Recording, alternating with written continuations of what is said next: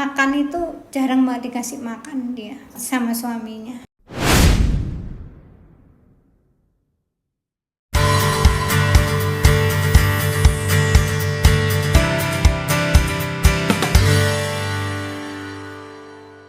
Halo Sobat Spekham, selamat datang di podcast pertama Aman Bersama Spekham Berbagi Cerita. Kenalin, aku Tantri yang akan menjadi pemandu di podcast kita hari ini. Nah, di sini aku nggak sendiri ya, di sini aku bersama Ibu Atik. Halo Ibu. Halo kakak. Iya, selamat datang Ibu. Nah, Ibu Atik apa kabarnya nih hari ini? Alhamdulillah. Alhamdulillah. Bu Atik tadi habis ada acara kah di luar sebelum kesini atau apa? Dari balai kota. Habis dari balai kota. Oke. Wawancara mau ikut lomba itu. Oh, boleh. Nah, mungkin Bu Atik bisa perkenalan diri dulu ke teman-teman. Halo semuanya, perkenalkan saya Titri Wahyuni, saya di Spekham sebagai pendamping korban. Oke, terima kasih Bu Atik.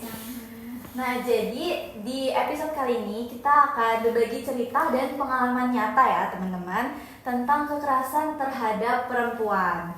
Nah, dan aku juga mau tahu sih gimana peran Spekham untuk menanggulangi atau menghadapi situasi ini gitu. Mungkin kita langsung mulai aja ya. Nah, sebelumnya aku mau tanya nih Bu, aku tuh dapat riset dari teman-teman. Kalau menurut catatan tahunan atau Catahu itu bentuk kekerasan paling banyak yang melaporkan itu perempuan. Jadi kekerasannya banyak dilaporkan dari perempuan ya. Yeah. Terus diklasifikasikan tuh dalam rentang umur 18 sampai 24. Nah, dari sumber lain dari Simfonik PPA juga menunjukkan data kekerasan per 1 Januari 2025 sampai 5 Mei kemarin itu ada sejumlah 8.214 kasus. Nah, gimana nih? Ya, banyak ya. Gimana tanggapan Bu Atik sekaligus Spekham dalam menangani masalah kekerasan terhadap perempuan ini? Banyak ya Mbak. Di Spekham sendiri juga baru bulan Mei ini sudah 20 lebih laporan yang masuk itu. Oke, terus dari laporan itu adakah yang kayak diberikan konseling ya? Kalau datang itu pasti konseling. Nah, di situ tinggal kemauannya si korban maunya cuman konseling aja, apa pengen lanjut ke prosesnya. Kita sebagai pendamping kan tidak bisa memaksakan kehendak ya. Kita harus tanya kemauannya korban kayak gimana, nyamannya si korban kayak gimana gitu. Kalau saya cuman butuh psikolog Mbak, kita linkkan ke psikolog, kita linkkan ke RSCD, kita linkkan ke UPTD PPA seperti itu. Kalau Mbak aku pengen proses lanjut, kita dampingi proses hukumnya sampai selesai. Jadi Spekham ini selain menjadi lembaga yang untuk melaporkan kekerasan juga mendampingi ya untuk selanjutnya mau kemana si korbannya ini. Nah, dari bulan ini aja deh, dari bulan ini yang melapor dan di konseling itu kebanyakan kasusnya kekerasan apa Bu? Kalau ini kebanyakan sih KDRT. Tapi akhir-akhir ini kekerasan seksual banyak. Kekerasan seksual banyak.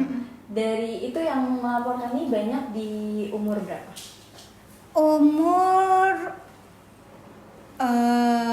Kalau kekerasan seksual sih kemarin ada yang anak-anak juga ada, terus umur 14 itu ada, terus tapi kebanyakan itu KBGO itu malahan mahasiswi. Oh, mahasiswi, dan mereka melaporkan gitu? Iya. Bentuk Tapi cuman konseling, dia tidak mau untuk melanjutkan kasusnya karena banyak pertimbangan yang harus mereka pikirkan, kayak nanti malu dengan teman, terus takut teman-temannya tahu, takut orang tuanya tahu, seperti itu. Jadi dia hanya konseling aja. Oke, berarti dibantu dengan cerita ya, Iya. dari teman cerita. Nah, boleh nggak Bu dari salah satu cerita itu yang diceritakan gitu, gimana kronologinya kah, atau dia punya dia dapat kekerasan seperti apa, kronologinya, dan sekarang dia kayak gimana? Aku punya cerita yang mungkin apa ya, kasihan gitu loh. Itu anak kemarin itu anak masih kelas 3 SMP itu mengalami KTD itu, terus akhirnya dengan orang tuanya dinikahkan, akhirnya mereka menikah, tapi dalam perjalanan pernikahan itu anak itu mengalami kekerasan dengan suaminya, mengalami kekerasan fisik, psikis, ekonomi, semua dia mengalami. Dia tinggal sama suaminya kah? Iya, di rumah orang tua, di mertuanya, di rumah suaminya itu. Tapi di situ kasihan, dia hamil itu nggak pernah diperiksakan anak kehamilannya. Terus apa namanya, makan itu jarang banget dikasih makan dia. Sama suaminya? Sama suaminya. Tapi kan dia di rumah bersama mertuanya, itu iya, mertuanya juga nggak peduli. Terus dia tuh kalau makan itu katanya, kamu udah kasih makan apa deh kalau di rumah mertuamu? Itu mbak cuma dikasih makan nasi yang udah kering, digoreng. Itu sehari saya cuma makan itu, astagfirullah. Sehari 1 kali aja? Sehari 1 kali. Itu kalau dia nelpon ke orang tuanya, aku lapar bu, kayak gitu. Sama ibunya itu dikasih makan, dikirim nasi goreng. Tapi yang pegang sendok itu suami sama adik-adiknya, dia nggak pegang sendok. Iya, terus kalau dia jajan, diajak jajan nih sama suaminya, keluar gitu, jajan. Suaminya makan, dia cuma dipesenin es teh aja, suruh liatin suaminya makan.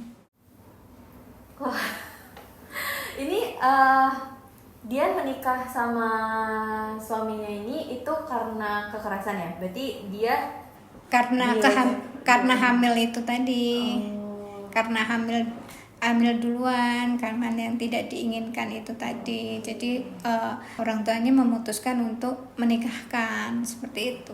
Apakah si suaminya ini seumuran sama dia sama? Enggak, dia si korban umur 14, si pelaku itu umurnya 20 tahun. Wah, 20 tahun. Ini kenal dari mana ya? Apakah dia kena child grooming gitu atau? Iya, dia awalnya kenalan lewat Facebook kayak gitu, terus akhirnya pindahlah ke WA, terus ketemuan kayak gitu. Terus pas ketemuan di rumah, katanya kan pas rumahnya sepi, ya akhirnya kejadian itu. Lewatlah itu. Terus kemudian dinikahkan. Nah itu habis itu kan karena kasihan nih anak, si ibunya itu akhirnya meminta si anaknya ini pulang gitu. Si ibu perempuannya itu? Ibu korban itu minta ya udahlah pulang aja gitu. Terus dibawa pulang, akhirnya melahirkan si anak. Dan ini juga dia mengalami apa ya namanya, dia pas periksa di rumah sakit itu dia sama dokternya dikatain sama dokternya. Gitu. Kasihan banget ya anak. Sampai dokternya juga ikut gitu, terus sampai yang dek wingi gawe meneng-meneng wae, sekarang kejadian kayak gini nyusahin orang lain kayak gitu. Terus anak itu sampai ya Allah ngedrop banget. Terus akhirnya apa namanya, si anak ini nggak mau periksa lagi. Terus ditanyain sama Pak Lurah, karena alhamdulillah Pak Lurahnya di daerah situ baik banget. Terus akhirnya si anak kenapa ditanyain ngaku. Terus akhirnya nggak tahu si dokter dan sama pokoknya pihak rumah sakit itu ke rumah itu bawa buah-buahan sampai permintaan maaf gitulah kasarannya kayak gitu. Terus akhirnya dia mau periksa lagi, dan itu baru seminggu habis operasi sesar. Oh, dia sesar lagi. Si suami lah itu datang ke rumah dan itu memaksa untuk berhubungan badan, dan sampai jahitannya itu pecah. Berarti harus dioperasi lagi dong? Harus operasi lagi. Wah, tapi suaminya bertanggung jawab nggak untuk kayak ya udah saya biayain lagi operasi? Enggak. Sampai 2 kali itu kejadian seperti itu. Wah. Terus akhirnya sampai keluarga si korban ini sudah apa ya, ibaratnya udah marah banget ya, akhirnya diusir. Dari situ, dari rumahnya. Diusir, udah kamu pergi aja, terus memutuskan untuk bercerai gitu. Itu bercerai di umur 15 tahun. 15 tahun, berarti udah dari itu ya Jana ya berarti? Iya. Ibu tunggal ya? Wah.